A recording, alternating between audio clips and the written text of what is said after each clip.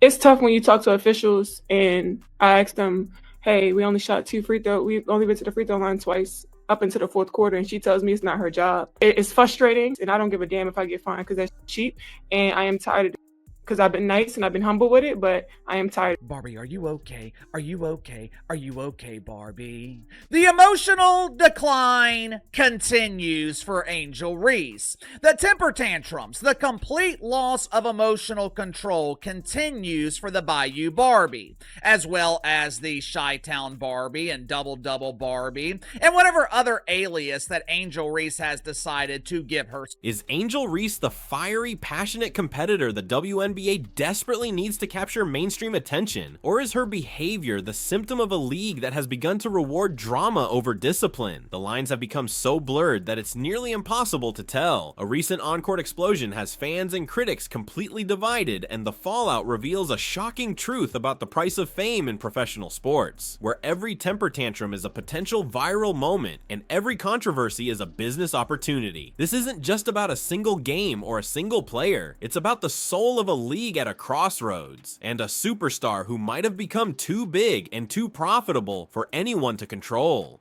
I was like, good God, she can't get out of her own way. And I don't give a rat's how frustrated she is. The Chicago Sky should suspend her for this.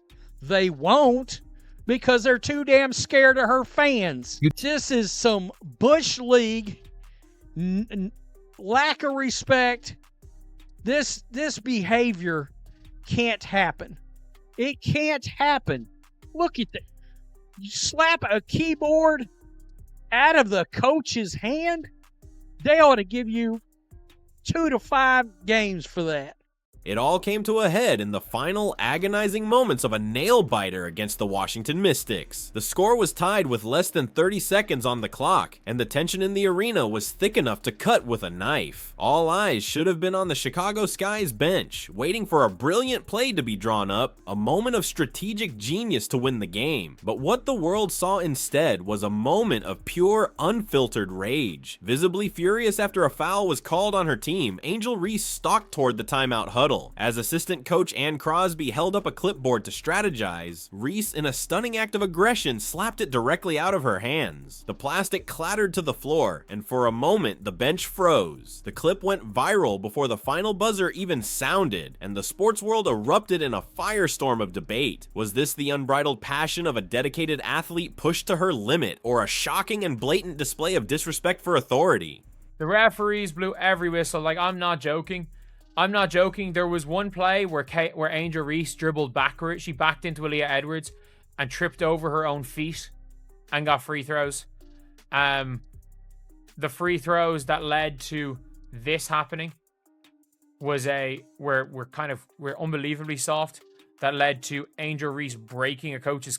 So Angel Reese, the most toxic player in all of basketball, is out here slapping clipboards out of her coaching staff's hand because she's so mad her team committed a foul in the crunch after she shot 15 free throws this game. This is the lowest of the low disrespect that you can show to your coaching staff. She's trying to get y'all locked in, worried about the next play, and you so toxic with your terrible, awful attitude. What came next was perhaps even more revealing than the act itself. Instead of a straightforward, humble apology, Reese took to social media with a defiant explanation that felt more like a justification. She placed the blame squarely on the referees, stating they were peeing me off, and then casually added that her coach, Ann Crosby, understood it was just the heat of the moment. While she eventually promised it wouldn't happen again, her initial lack of genuine remorse only poured gasoline on the fire. Critics and fans alike were quick to condemn the act as a brazen sign of immaturity and disrespect, questioning her ability to lead a team when she couldn't even control her own emotions. The incident left many with a sinking feeling, wondering if Reese's meteoric rise to superstar status had made her feel completely and utterly untouchable.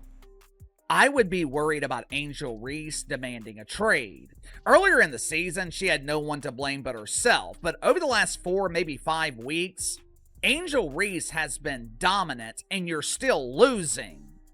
You know, this is something that has been talked about by so many other people, but guess what? You've been ignoring it. And now Angel Reese is screaming about it. And do certain people want to take heed and listen? Oh, yeah. It's the group that likes to hate on another player who, and I mean, we largely see the amount of bad calls by officials in these games.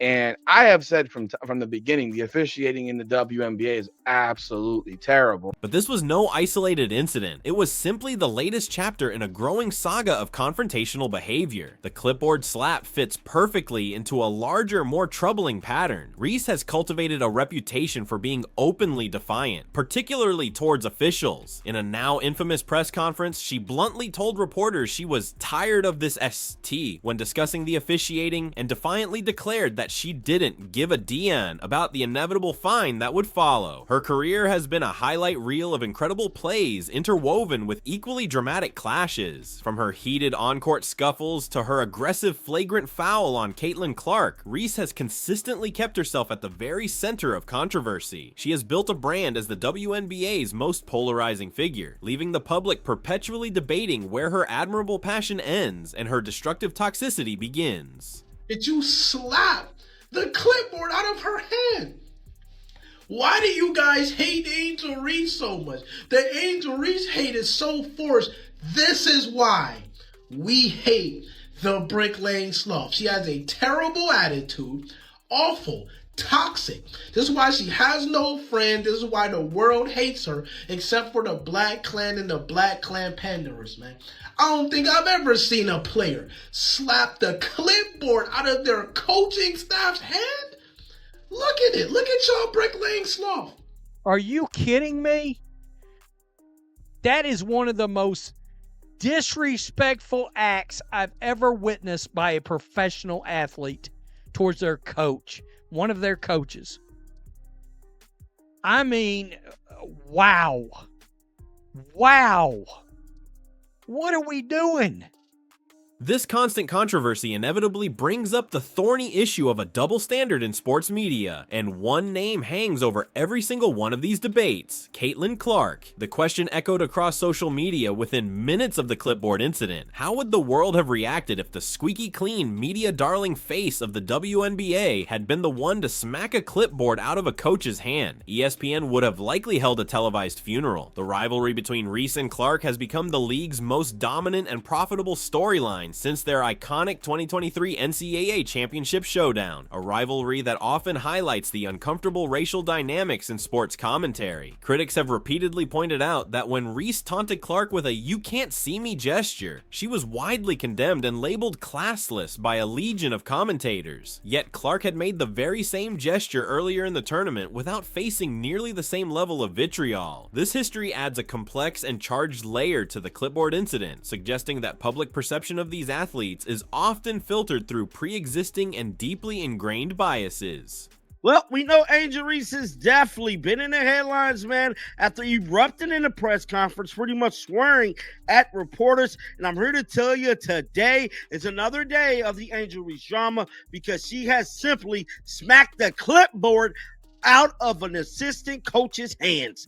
Yes, now all of this went down during the Washington Mystics game. This happened on national television. I was very surprised that Angel did that. I can understand it was the waning seconds of a hotly contested game, but that's disrespectful. You don't knock a clipboard out of your assistant coach's hand. Like, it's a lot of other ways that you can give people what you're feeling inside without disrespecting your coaching staff. Like, I don't vibe with that. I thought she was way out of bounds. All of this leaves the WNBA caught in an incredibly difficult, if not impossible, position. On one hand, Angel Reese's brand of primetime drama is undeniably good for business. It generates a tidal wave of headlines, drives social media engagement into a frenzy, and keeps the league firmly planted in the national conversation in a way it has never been before. Her name alone moves the needle. On the other hand, there are mounting calls from fans, media, and likely even from within the league for the WNBA to enforce its own own code of conduct and discipline a player for what many see as completely unacceptable behavior. The league has been very public with its No Space for Hate campaign, even launching investigations into allegations of racist comments from fans directed at Reese. But critics are now screaming about a glaring hypocrisy as the league remains silent while one of its biggest stars publicly disrespects her own coaching staff on national television. It feels like a deal with the devil where the league trades its integrity for ratings. Lost in the deafening noise of the controversy is one simple, unshakable fact. Angel Reese is a phenomenal, generation-defining basketball player. Her raw talent is as immense and undeniable as her personality is divisive. On the court, she is an absolute force of nature, a dominant power who leads the entire league in rebounding and puts up historic numbers on a nightly basis. Her relentless performance has already drawn comparisons to all-time NBA greats like Shaquille O'Neal, and she is on pace to become the first WNBA player to average over 12 points and 12 rebounds in her first 2 seasons. This is the central, maddening conflict of the Angel Reese saga. Her almost unparalleled talent is constantly at war with her polarizing and often self-destructive conduct. She is a glittering grenade, capable of winning you a game one moment and blowing up the locker room the next. So where does the WNBA go from here? The league is at a critical crossroads, faced with a star player who is simultaneously its greatest asset and its most glaring liability. Will the league office finally step in and attempt to rein in its most volatile star, sending a clear message that no single player, no matter how popular, is bigger than the integrity of the game? Or will they continue to lean in, to embrace the chaos, to ride the massive wave of publicity that follows Angel Reese wherever she goes? It forces us all to ask a difficult, cynical question about the nature of modern professional sports. In this new era, what does the WNBA, and by extension its audience, truly value more? A championship trophy hoisted with dignity, or a 5-second clip of a meltdown that breaks the internet? The answer seems clearer and more depressing by the day. Perhaps we have entered a new era where points don't matter as much as page views, wins are optional, and public implosions are just strategic marketing tools. Maybe we're all just extras in the Angel Reese cinematic universe, waiting to see what she'll slap next.